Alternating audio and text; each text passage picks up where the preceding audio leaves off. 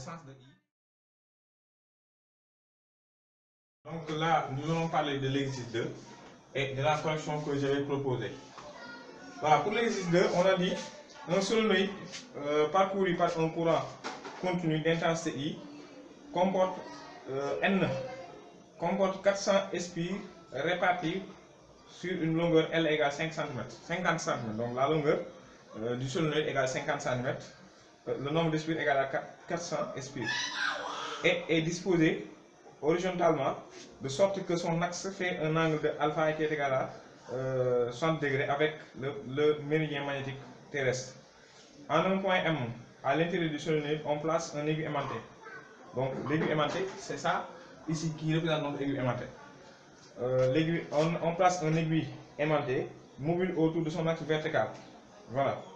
Elle s'oriente perpendiculairement avec l'axe du solénoïde, comme l'indique le schéma, représenter le champ horizontal du vecteur champ magnétique terrestre. Donc, pour le champ horizontal du vecteur champ magnétique terrestre, donc ça c'est la question numéro 1.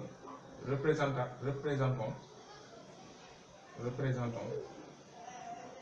le champ magnétique horizontal. Le champ magnétique horizontal. On demande de le représenter.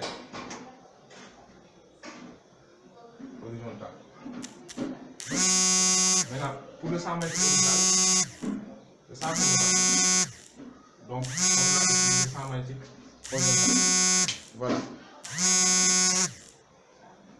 On a ici le champ magnétique horizontal. Donc, ça, c'est la représentation du champ magnétique horizontal qui prend simplement la direction de l'aiguille aimantée. Voilà. Maintenant, petit 2, on doit déterminer les caractéristiques du champ créé par le solénoïde. On doit donner les caractéristiques du champ créé par le solénoïde. Maintenant, pour les caractéristiques, c'est direction, sens et norme. Donc, les caractéristiques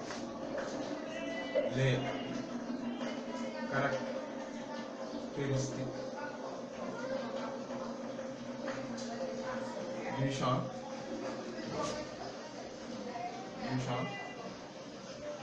créé par le solénoïde.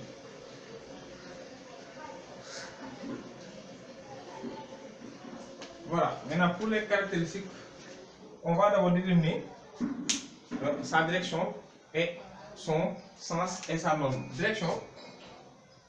Pour la direction, on dira qu'il est sur l'axe du solénoïde,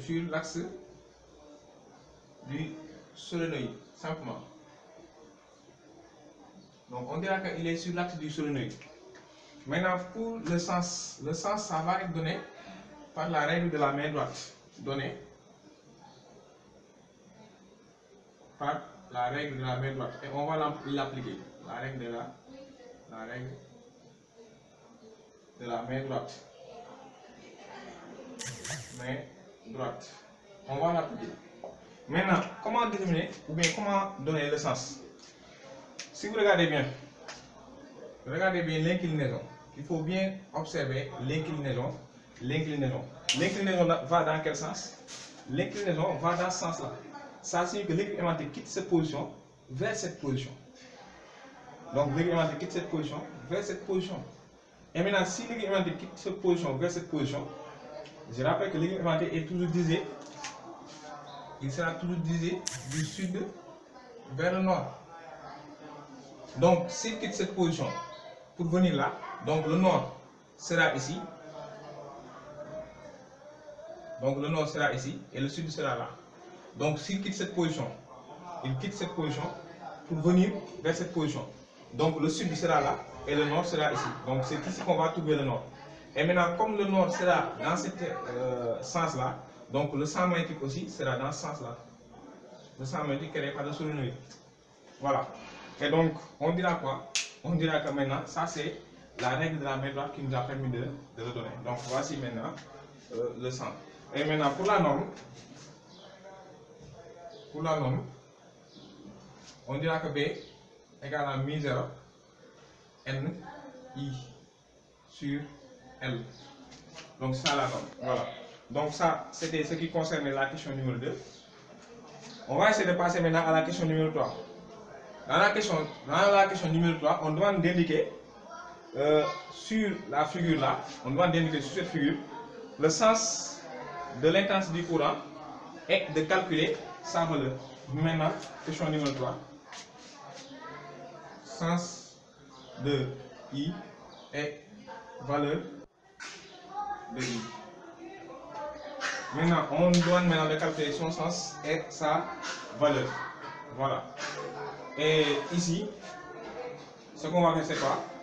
On va revenir sur notre schéma et regarder le champ magnétique créé par le solénoïde. Comme le champ magnétique créé par le solénoïde est dans ce sens-là, nous on va appliquer la règle de la main droite. J'avais dit que le pouce indique le champ, donc on pose, le pouce indique le champ, et maintenant les doigts là, ce sont ces doigts là qui indiquent le sens de l'intensité. Donc ça se vérifie. Et là que I est ascendant. Donc ici, le sens de I, c'est que I est ascendant. Donc l'intensité du courant est ascendant. L'intensité du courant est ascendant. L'intensité du courant est ascendant. Donc ici le courant est ascendant. Et maintenant pour déterminer l'intensité du courant, vous appliquez la formule de B. On avait dit que B égale à mu0 NI sur L. Vous tirez I. Or, aussi, tangente alpha. Tangente alpha égale à côté opposé sur hypoténuse. Donc c'est BS sur BH. Et on a déduit quoi? On a déduit que BS égale à BH fois tangente de alpha. Et vous remplacez dans les deux expressions, vous trouvez la valeur de I. Si vous remplacez dans cette expression-là, vous trouvez la valeur de I. Voilà, donc c'était tout pour cette vidéo. Donc la première vidéo, ou bien disons la deuxième vidéo concernant les champs magnétiques. Donc je vous remercie d'avoir suivi cette vidéo. N'oubliez pas de liker et de partager avec vos amis, car le fait d'aimer la vidéo récompense le travail. Merci et à très bientôt.